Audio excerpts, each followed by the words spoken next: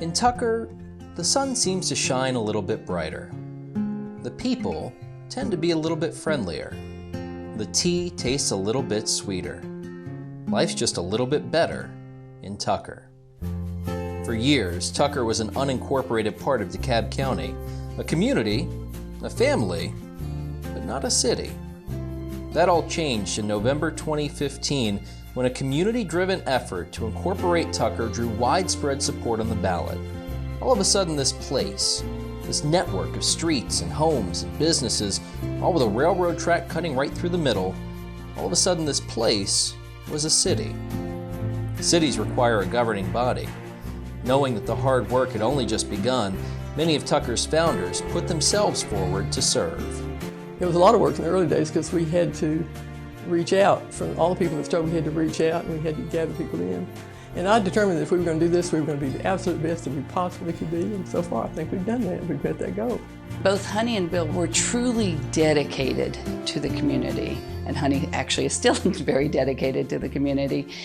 So when the city became a city, it was just natural for Bill and Honey to become council members because they were already so involved and already knew everything that was going on in the community. Once the vote came through and it was a yes, then we needed those leaders that were gonna get this new city started right.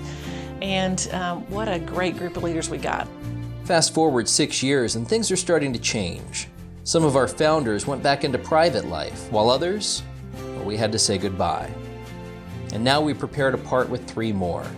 3 people who have given of themselves, given of their time and their talents, all for the betterment of Tucker.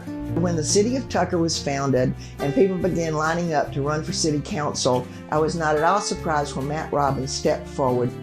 Matt has done an outstanding job being council person. We're very proud of our district and the job that he has done.